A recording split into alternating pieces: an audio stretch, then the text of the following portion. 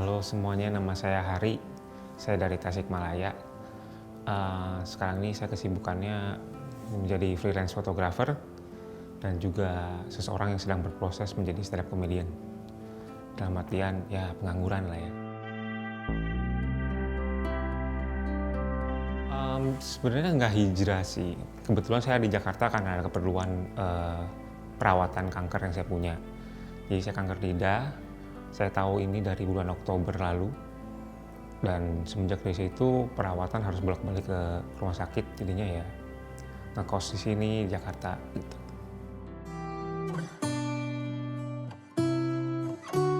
Apa ya? Yang menarik sih menurut saya sih semenjak udah bolak-balik rumah sakit kanker beberapa kali gitu ya.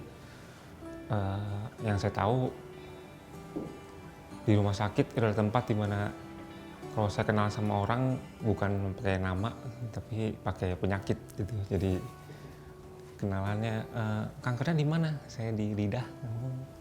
Mbaknya di hidung. Dan semenjak dari itu yang saya tahu dia hidung dan dia tahu saya lidah gitu. Itu sih. Kita nggak pernah kenalan nama, itu nggak penting. Lebih penting penyakit ketimbang nama gitu. Jadi identitas lah, kanker itu udah jadi identitas di rumah sakit kanker.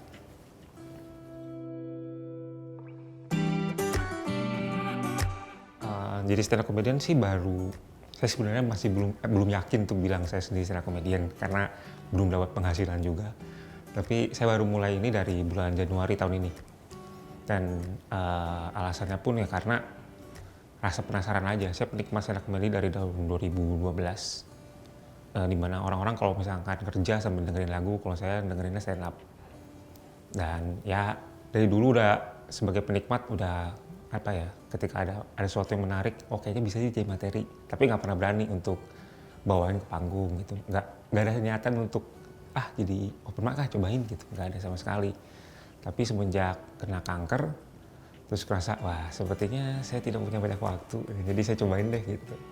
Jadi setelah beres operasi di bulan November, Desember di Jakarta, terus ngerasa loh kebetulan nih di kota Jakarta ada fasilitasnya, ada penontonnya, ya kenapa nggak cobain gitu. Jadi open mic pertama Januari, tapi saya nggak bahas kanker sih. Saya bahasnya yang dulu-dulu saya merasa lucu, saya cobain.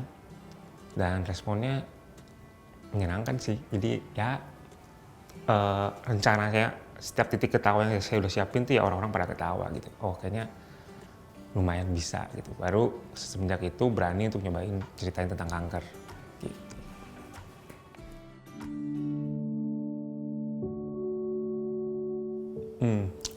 Jadi awalnya kan saya tuh ada kanker di lidah.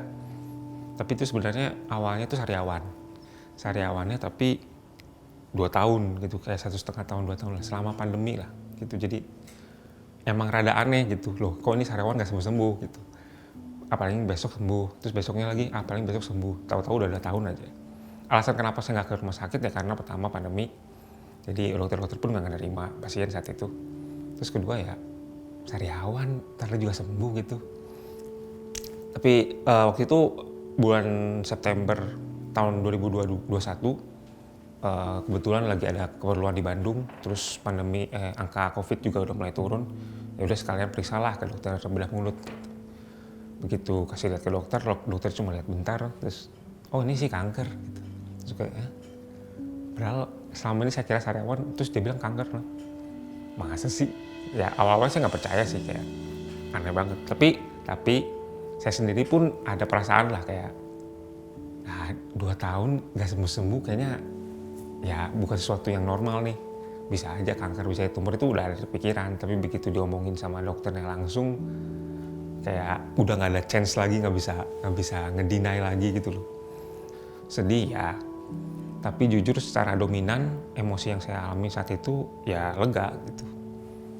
Nah udahlah lega, ternyata kanker gitu. Karena saya sih nggak bisa bilang benar atau salah, tapi saya ngerasa saya bersyukur saya lakuin apa yang saya udah lakuin gitu. Saya keluar dari pekerjaan itu sebenarnya keputusan yang berat gitu. Saya keluar dari pekerjaan yang stabil, secure dalam finansial, terus tiba-tiba jadi travel photographer gitu, kayak wah sangat-sangat berbeda gitu. Awalnya programmer jadi travel photographer nggak ada hubungannya. Tapi karena itu memang apa yang saya pengen lakuin, akhirnya saya lakuin. Kenapa saya lega? Karena kalau misalkan 2018 saya nggak keluar, masih bekerja di pekerjaan yang sama, ngeluh lah. 2019 ngeluh, 2020 gue bersyukur, pandemi ini gue masih ada pekerjaan, gitu kan, pasti bersyukur tuh. Terus 2021, kalau gue tahu gue kanker, gue pasti lebih stres dari keadaan sekarang, lebih sulit untuk menerima. Gue yakin gue akan bilang, ambillah gaji 2021, 2020, 2019, asal gue bisa balik lagi 2018 untuk keluar untuk melakukan apa yang gue lakukan sekarang gitu.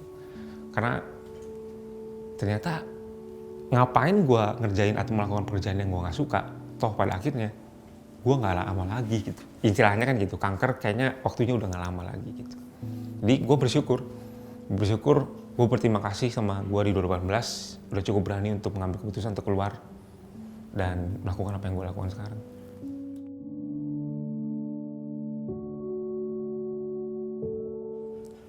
Kalau bisa dibilang, saya tuh udah berdamai dengan keadaan saya tuh relatif cepat menurut saya sih. Jadi saya Oktober baru tahu, operasi pertengahan Oktober, November udah operasi gitu.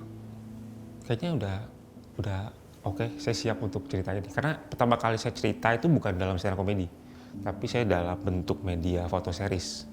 Jadi saya bikin foto story tentang pengalaman saya dari awal diketahui saya divonis kanker, terus operasi dan setelah operasi gitu. Saya dokumentasikan dalam bentuk foto dan saya buat dalam bentuk video. Jadi ada foto series dengan monolog dari saya sendiri gitu.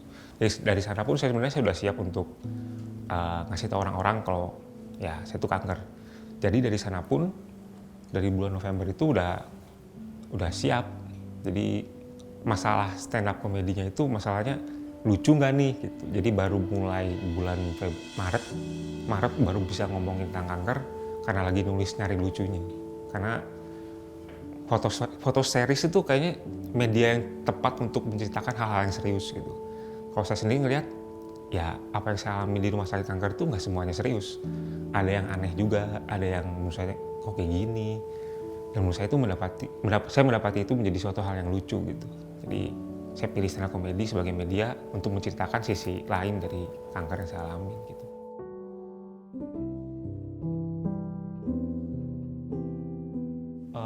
Sebenarnya saya pengen jadiin itu sesuatu yang serius, jadi fotografer sebenarnya gitu.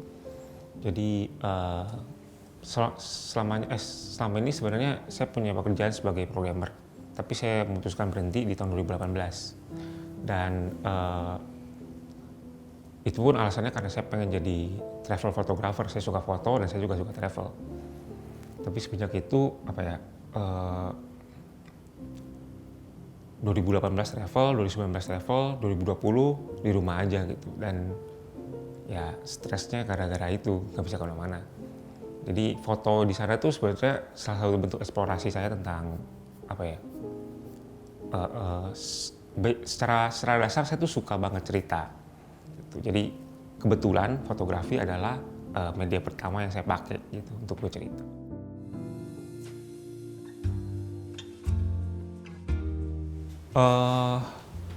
Setelah di radioterapi, setelah di kemo sekali, ya lidah udah nggak bisa merasa, gue nggak bisa makan, nggak bisa merasa, ngomong pun susah, kurang lebih setahun. Jadi selama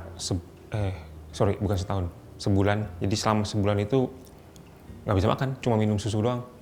Jadi turun berat kayaknya 20 kilo gitu, dari 95 ke 75. Terus gue ngerasa kayak, kok ngegantengin gitu, jadi ganteng gitu. Karena beratnya ideal sekarang di 75 gitu. Terima kasih kanker.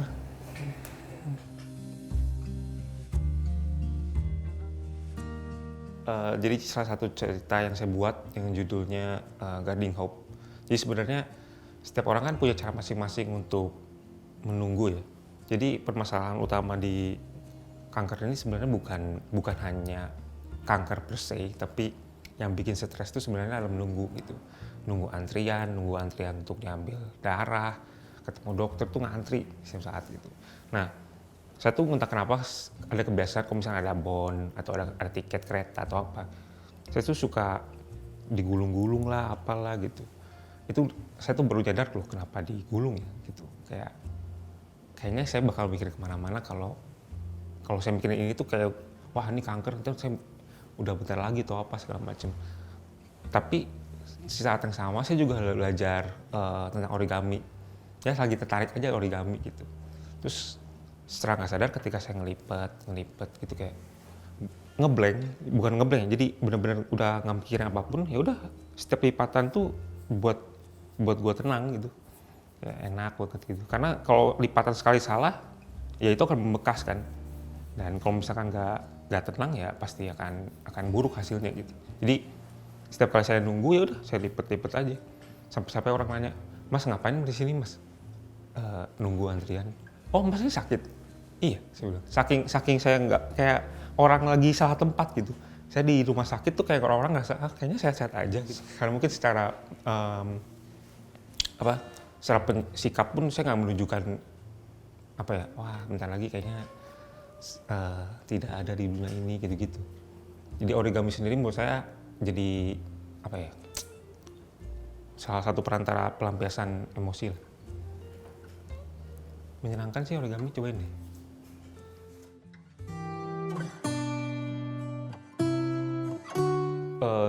Jujur sih sekarang karena stand up comedy dan kita sebagai stand up comedian kan dituntut untuk mencari, bukan dituntut ya, tapi kita kan selalu mencari apa yang bisa kita ceritakan dan kita bungkus dalam komedi gitu. Justru dengan komedi malah makin santai dalam, kalau saya sendiri malah makin santai untuk membicarakan tentang ini gitu. Bahwa ngomongin tentang kematian, saya sih nggak setakut dulu,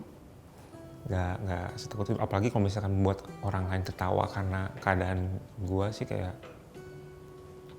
ternyata melihat mereka tertawa tuh seru juga gitu, menyenangkan juga gitu.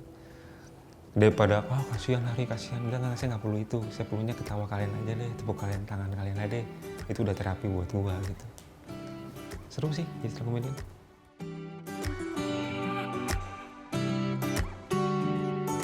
Saya pernah waktu itu open mic di mana gitu, terus penontonnya nyamperin gitu. Saya waktu itu nggak lagi ngebahas materi tentang suatu kanker di suatu bagian tubuh. Terus orang itu, oh ya bapak saya juga kanker itu, dan dia sudah meninggal. Waduh, gimana nih, waduh. Saya takut saya bakal digampar tuh gimana gitu, tapi ternyata dia sendiri karena dia memang ngerti stand up comedy, dia malah ya itu lucu, ya itu terjadi, iya yang di rumah sakit tuh bener, kenalan pakai penyakit tuh bener gitu. Jadi untung nggak digampar gitu. Jadi sampai saat ini saya sih belum ketemu hal-hal yang backlash seperti itu gitu, karena sejauh ini sebisa mungkin saya membahas tentang diri saya sendiri sih, kanker yang saya punya gitu. Jadi kalau misalnya ada orang yang mungkin punya kesamaan, ya saya kan membahas diri saya sendiri gitu, bukan maksud untuk menghina siapapun.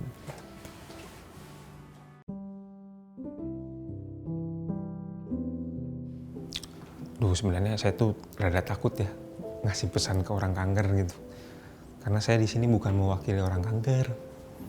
Saya mah beda gitu, maksudnya hanya karena saya ada kanker bukan berarti keadaan semua orang kanker sama seperti saya gitu. Saya sangat mengerti kalau misalnya ada orang kanker nggak mau cerita keadaan mereka, karena saya udah melihat secara langsung gitu apa yang kanker lakukan pada mereka gitu.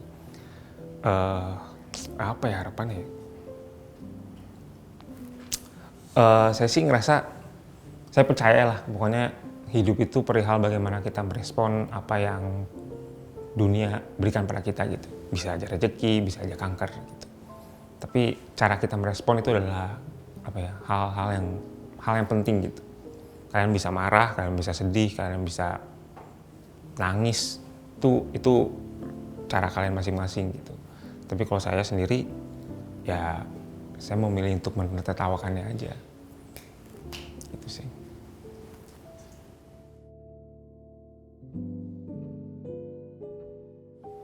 Harapan saya pribadi sih, ya semoga saya masih bisa bercerita lebih banyak lagi sih. Mumpung kayaknya tuh ini kanker lidah tuh menurut saya rada aneh gitu. Kenapa di lidah gitu? Rokok kagak, alkohol kagak gitu. Kenapa lidah? Aneh banget. Jadi mungkin ini satu petunjuk gitu atau warning gitu, kalau ya pakailah lidahmu untuk berbicara kali ya.